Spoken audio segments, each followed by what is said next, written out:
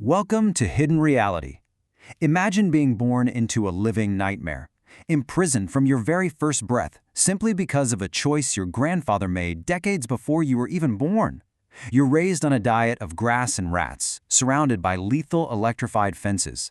This isn't some dystopian fiction, it's happening right now. Today we're looking at the anatomy of control inside North Korea.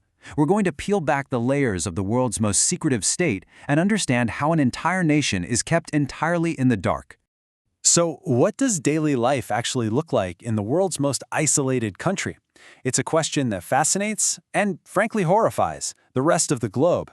I mean, what does survival look like in a place where your thoughts, your clothes, and your very existence are micromanaged by a totalitarian regime?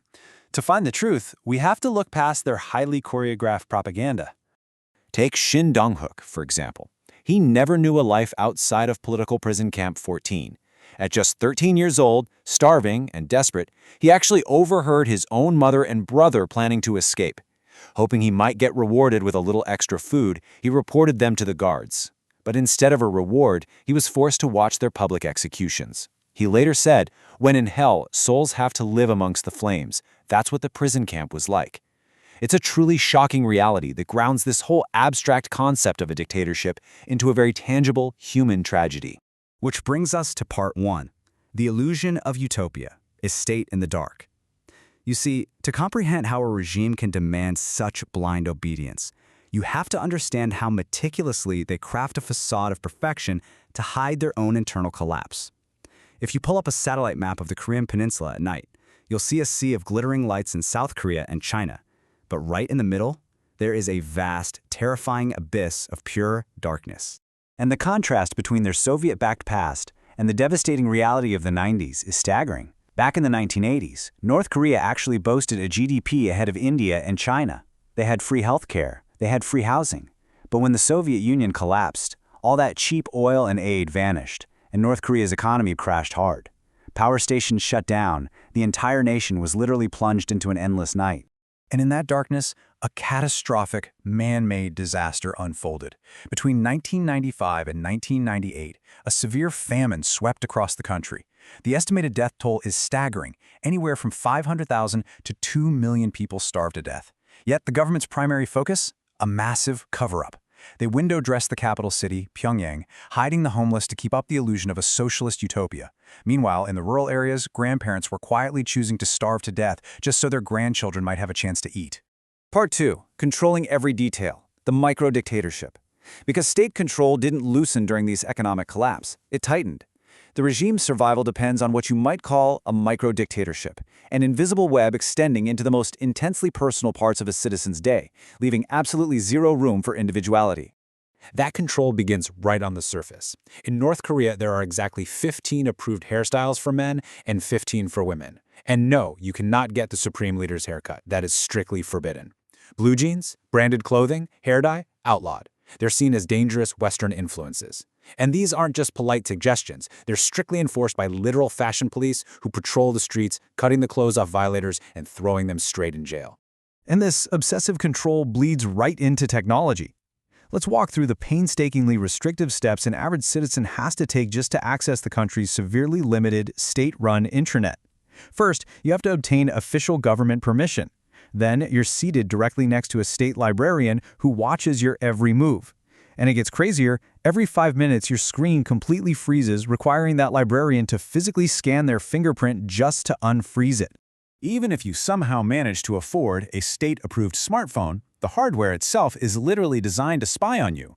At random, silent intervals, your phone's operating system takes a screenshot of whatever you're looking at and sends it directly to the government. International calls are completely blocked, there is no app store, the state is always watching. Part 3. The Songbun class system. Structured loyalty. Behind the scenes, the entire population is categorized through a highly rigid 3-tiered caste system known as Songbun.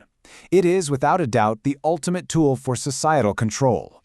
Your placement in this simple table dictates your entire destiny. Up at the top, you have the core class. These are the loyalists. They get to live in Pyongyang, and they get the best jobs. In the middle is the wavering class, who are constantly suspected and closely monitored by spies. And down at the bottom is the hostile class, perceived enemies of the state, who are banned from the capital and forced into heavy labor. Your Songbun dictates everything from your housing and food rations to who you're even allowed to marry. Part 4, Guilt by Association, the ultimate deterrent. So what happens to those who step out of line? Well, now we have to introduce the most terrifying layer of state control, run by a secret police force, so shadowy that the public doesn't even know the names of its chiefs. Their primary weapon isn't just physical, it's psychological and it's generational. It's the brutal law of guilt by association. Under this North Korean policy, a single political crime, something as minor as accidentally spilling a drink on a newspaper photograph of the supreme leader, results in the imprisonment of the offender's entire family for 3 generations. A grandfather's mistake condemns his children and his unborn grandchildren to a lifetime in a political prison camp. It's a system designed to make citizens police their own families out of sheer terror. The grim reality of the 5 or 6 operating prison camps is almost impossible to comprehend. Right now, an estimated 80,000 to 120,000 prisoners are trapped inside. They endure 16 to 18 hours of daily forced labor in mines and on farms. The conditions are so severe and the food rations so tiny, the prisoners are reduced to eating grass, rats, and snakes just to stay alive, all while trapped behind lethal electrified fences. And the regime knows exactly what it's doing. They actually have a chilling contingency plan. Former guards have testified that in the event of a war or a revolution, they are under strict orders to execute all prisoners immediately, just to erase the evidence. The United Nations has investigated these severe human rights violations, stating on the record that they are unprecedented in the modern world, explicitly comparing them to the crimes of the Nazis. Part 5. Cracks in the regime. The silent revolution. But history shows us that no matter how powerful a dictatorship appears, it always sows the seeds of its own destruction. Right now, a silent revolution is underway. Citizens are quietly subverting this massive web of totalitarian control. It all began with the failure of the state economy. Today, men are still forced to work state-assigned jobs, earning a fixed salary that buys a meager 7 to 9 kilograms of corn for the entire month. Faced with absolute starvation, married women were forced to take matters into their own hands. They started creating illicit, local black markets known as the Jangmadang. What started out as just desperate survival has completely transformed the economy. Women now account for over 70% of household income in North Korea.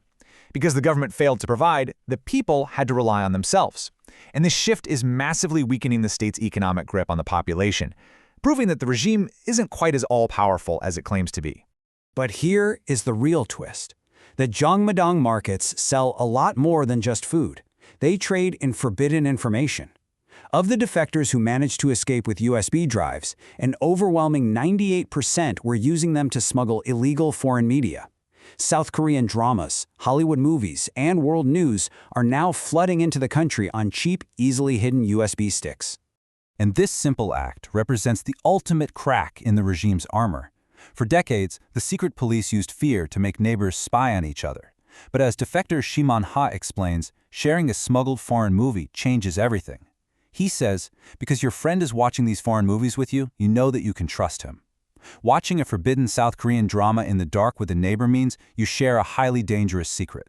It's slowly rebuilding trust among the people, shattering the state's propaganda and planting the seeds of true unity.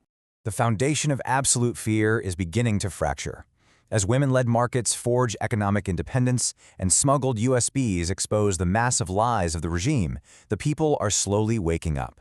So the question we leave you with today is this: as these networks slowly rebuild trust, how much longer can the illusion of total control really hold? If you enjoy uncovering hidden truths, subscribe to Hidden Reality and join us for more extraordinary stories.